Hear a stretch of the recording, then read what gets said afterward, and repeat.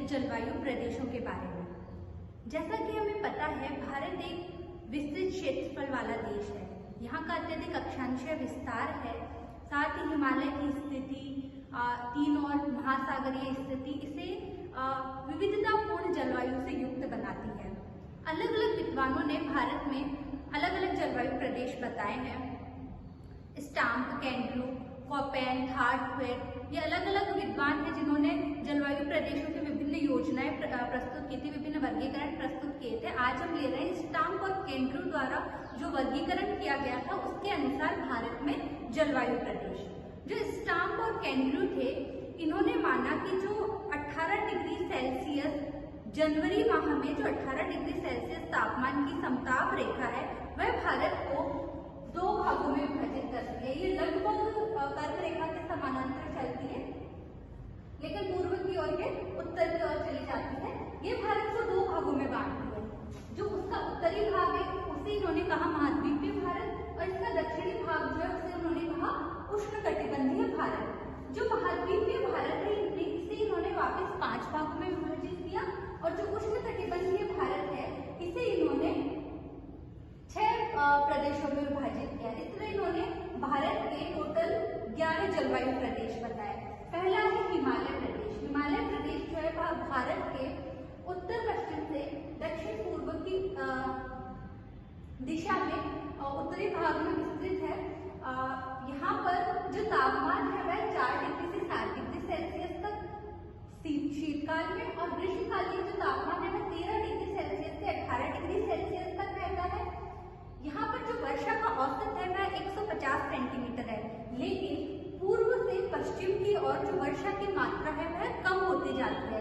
जो अरुणाचल प्रदेश वाला भाग है हिमालय का, वहाँ पे लगभग 200 सेंटीमीटर वर्षा होती है, और जो इसका मध्यवर्ती भाग है वहाँ पर वर्षा 150 सेंटीमीटर होती है, और जो इसका बिल्कुल उत्तर पश्चिम वाला भाग है वहाँ पर वर्षा की मात्रा 125 सेंटीमीटर औसत होती है। और तो इस संपूर्ण प्रदेश की जो औसत वार्षिक वर्षा है वह लगभग 150 सेंटीमीटर तक होती है, और इसके 2000 मीटर से अधिक ऊंचाई वाले जो भाग है वहाँ पर सर्दियों में हिमपात होता है, जिसके कारण संपूर्ण उत्तरी भारत है वहाँ पर शीतलहर जो है वह चलने लगती है। उसके बाद उत्तरी पश्चिमी पठार। उत्तरी पश्चिमी पठार मुख्य रूप से सतलज नदी के सतलज नदी का जो क्षेत्र है वह इसके अंतर्गत आता है। पंजाब हरियाणा इसके अंतर्गत आता है। यहाँ पर जो सर्दियों में तापमान है वह लगभग 16 डिग्री सेल्सियस रहता है, गर्मियों में औसत तापमान 34 डिग्री सेल्सियस रहता है, और वर्षा यहाँ पर जो है 40 सेंटीमीटर होती है। इस क्षेत्र में जो अधिकांश वर्षा है वह शीतकालीन चक्रवात, जिन्हें पश्चिमी विक्षोभ कहते हैं, उनके द्वारा होती है। तीसरा इन्होंने बताया उत्तर पश्चिम का शुष्क मैदान, जो कि राजस्थान का पश्चिमी भाग जो है वह इसके अंदर सम्मिलित है। यहाँ पर 13 डिग्री से जो तापमान है सर्दियों में 13 डिग्री से 24 डिग्री सेल्सियस के बीच रहता है औसत रूप से, और गर्मियों में है 34 डिग्री सेल्सियस औसत रहता है। लेकिन यहाँ पर जो पश्चिमी राजस्थान है उसमें कुछ क्षेत्र ऐसे हैं जहाँ पर सर्दियों में तापमान जो है वो हिमांक बिंदु से भी नीचे चला जाता है, और वहीं पे गर्मियों में जो तापमान है वो कुछ स्थानों पर 50 डिग्री सेल्सियस तक पहुंच जाता है। इसलिए यहाँ का जो तापांतर है वह बहुत अधिक है। और यहाँ पर जो वर्षा है यहाँ पर लगभग 25 सेंटीमीटर वार्षिक रूप से होती है। यहाँ पर वर्षा, क्योंकि हमें पता है एक मरुस्थलीय भाग है, यहाँ पर वर्षा की मात्रा जो है वह बहुत ही कम होती है। फिर है मध्यम वर्षा वाला प्रदेश। मध्यम वर्षा वाले प्रदेश के अंतर्गत पूर्वी राजस्थान, उत्तर प्रदेश का पश्चिमी भाग, पंजाब हरियाणा का पूर्वी भाग जो है वो मध्य वर्षा प्रदेश के अंतर्गत आता है। यहाँ पर सर्दियों का तापमान जो है वह लगभग 15 डिग्री से 18 डिग्री सेल्सियस के बीच रहता है। गर्मियों में औसत तापमान 35 डिग्री सेल्सियस के बीच होता है, और यहाँ पर जो वर्षा है वह 40 से 80 सेंटीमीटर के रूप में औसत रूप से होती है। यहाँ पे अधिकांश वर्षा जो है वह मानसूनी पवनों से होती है, लेकिन शीतकाल में मावठ के रूप में भी यहाँ पर पश्चिमी विक्षोभों द्वारा वर्षा की जाती है। उसके बाद है संक्रमण प्रदेश। यह जो प्रदेश है यह अधिक वर्षा वाले और मध्यम वर्षा वाले प्रदेशों के बीच का संक्रमण प्रदेश है, जो मुख्य रूप से पश्चिमी उत्तर प्रदेश और बिहार में स्थित है। यहाँ पर शीतकाल में तापमान 16 से 18 डिग्री सेल्सियस के बीच, और गर्मियों में यहाँ का औसत तापमान होता है 35 डिग्री सेल्सियस। यहाँ पर वर्षा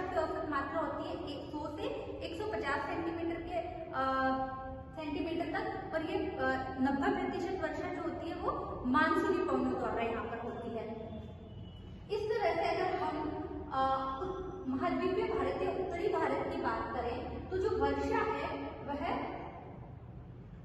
पूर्व से पश्चिम की ओर जो है वर्षा की मात्रा वह लगातार घटती हुई जाती है। उसका कारण यह होता है कि इस क्षेत्र में जो वर्षा है वह बंगाल की खाड़ी से जो मानसून की शाखा आती है उसके द्वारा होती है।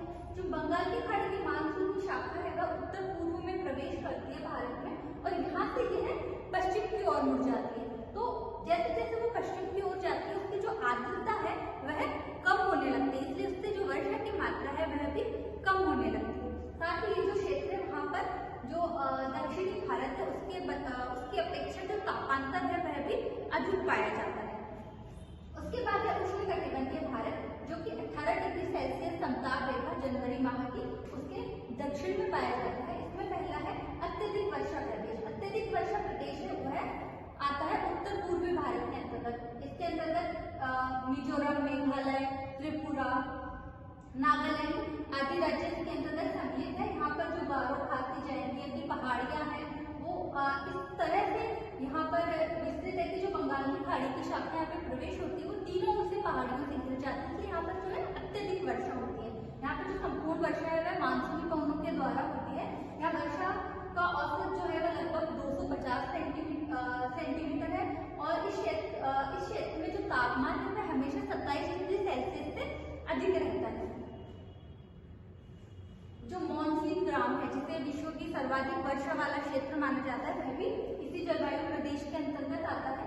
उसके बाद है अधिक वर्षा वाला प्रदेश। इसके अंतर्गत गंगा की निचली घाटी वाला क्षेत्र जो है इसके अंतर्गत आता है। उड़ीसा, पश्चिम बंगाल, मध्य प्रदेश, महाराष्ट्र का पश्चिमी पूर्वी भाग इस प्रदेश के अंतर्गत आते हैं। जो तापमान है वह सर्दियों में रहता है 18 डिग्री से 24 डिग्री सेल्सियस के बीच में और सर्दियों में 29 से 35 डिग्री सेल्सियस के बीच में। और यहाँ पर वर्षा का जो औसत है वह 100 से 200 सेंटीमीटर है। यहाँ पर भी वर्षा जो है वो पूरी तरह से मानसूनी वर्षा के रूप में होती है। उसके बाद है मध्यम वर्षा वाला प्रदेश जो जिसके अंतर्गत आता है महाराष्ट्र और गुजरात का जो दक्षिणी भाग है वह इसके अंतर्गत आता है। यहाँ पर सर्दियों में तापमान होता है 18 डिग्री सेल्सियस से 24 डिग्री सेल्सियस के बीच और गर्मियों में लगभग 32 डिग्री सेल्सियस। यहाँ पर वर्षा जो है उसका औसत होता है, वार्षिक वर्षा का औसत जो है वह है 75 सेंटीमीटर। उसके बाद है कोंकण तट। कोंकण तट जो है वह नर्मदा नदी से लेकर गोवा तक कोंकण तट विस्तृत है। यहाँ पर क्योंकि ये महासागर का तटीय प्रदेश है इसलिए यहाँ पर महासागरीय जलवायु का प्रभाव रहता है। इस कारण यहाँ पे जो तापांतर है वह बहुत ही कम होता है। यहाँ पे जो तापमान है वह हमेशा जो तापमान का वार्षिक औसत है वह लगभग 24 डिग्री सेल्सियस है और यहाँ पर वर्षा जो है वह 200 सेंटीमीटर तक औसत रूप से होती है। उसके बाद है मालाबार तट जो कोंकण तट है उसका दक्षिणी भाग यानी कि केरल का जो तटीय भाग है वह कोंकण तट के अंतर्गत आता है।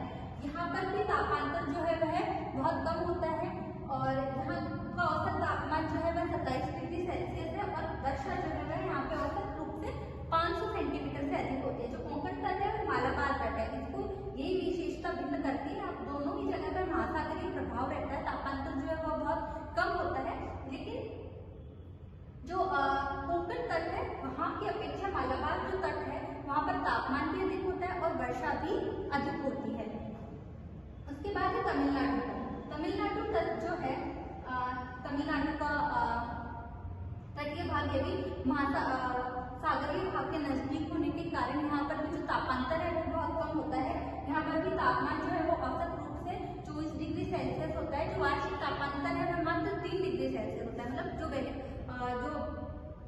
भिन्नता आती है तापमान के अंतर्गत वैसे 3 डिग्री सेल्सियस होती है। यहाँ पर जो वर्षा है वह 100 से 150 सेंटीमीटर के बीच होती है। इस तट की विशेषता या इस जलवायु प्रदेश की विशेषता यह है कि यहाँ पर लौटता हुआ मानसून वर्षा करता है। भारत की मुख्य भूमि पर लौटता हुआ मानसून सिर्फ तमिलनाडु तट पर ही वर्षा करता है क्योंकि इसका जो भाग है वह सागर की और निकला हुआ है, इसलिए जब लौटता हुआ जो मानसूनी पवनें जब लौटती है वह शुष्क होती है। लेकिन जब इस क्षेत्र में मानसूनी पवनें पहुंचती है तो वो सागरीय भाग को पार करते हुए पहुंचती है, इसलिए उनमें आर्द्रता आ जाती है। इसलिए लौटता हुआ मानसून जो है वह तमिलनाडु तट पर जो है वर्षा करता है। जो शेष भारत है वहाँ पर भी जैसे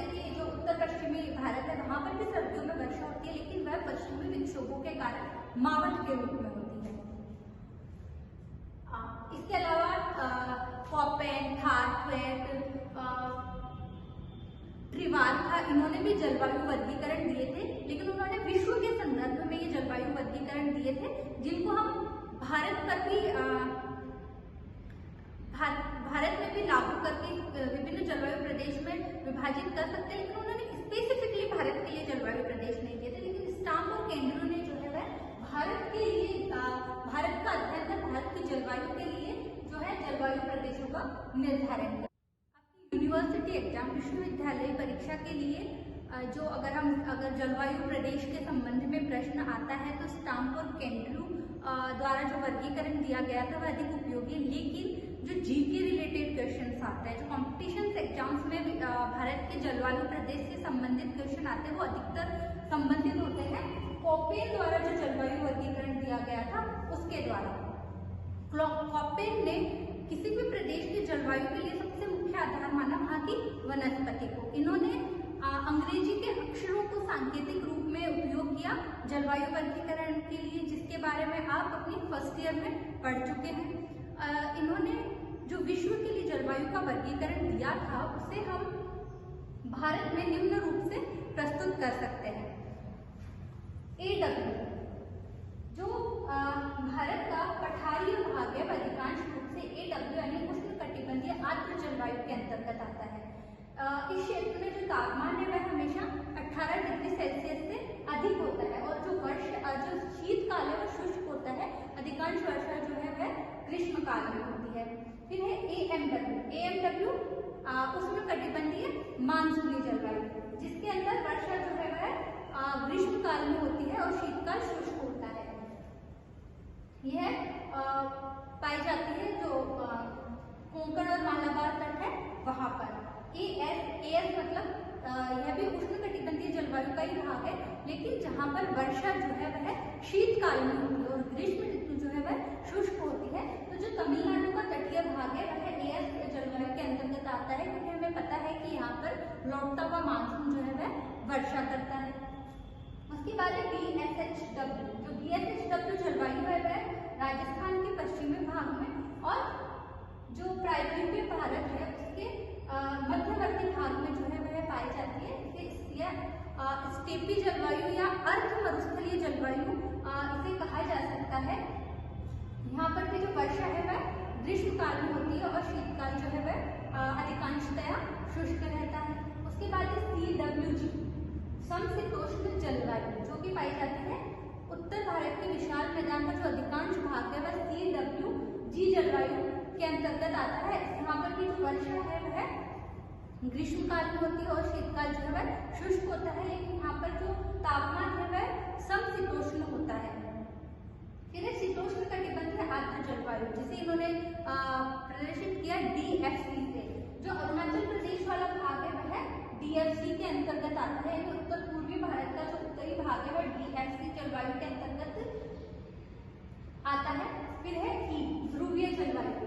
जो ध्रुवीय जलवायु है वह जो हिमालय प्रदेश वाला भाग है वह ध्रुवीय जलवायु के अंतर्गत रखा जा सकता है, जहाँ पर तापमान हमेशा 10 डिग्री सेल्सियस से कम रहता है। जो कॉपेन द्वारा जो वर्गीकरण दिया गया था वह विश्व के संदर्भ में था, भारत के संदर्भ में नहीं था, इसलिए जो यह पूरी तरह से भारतीय जलवायु के साथ में जो है न्याय नहीं कर पाता है। लेकिन जो कंपटीशन एग्जाम से जीके के क्वेश्चंस जो पूछे जाते हैं उनमें अधिकांशतः इस तरह के क्वेश्चन आते हैं कि जो उत्तर भारत का विशाल मैदान है या फिर जो गंगा घाटी वाला क्षेत्र है वह किस जलवायु प्रदेश के अंतर्गत आता है, कॉपेन के अनुसार वो CWG। ठीक है, तो आपको यह ध्यान रखना है कि भारत में किस क्षेत्र में कॉपेन के वर्गीकरण के अनुसार कौन सी जलवायु पाई जाती है और उन्हें किन सांकेतिक अक्षरों द्वारा प्रदर्शित किया जाता है।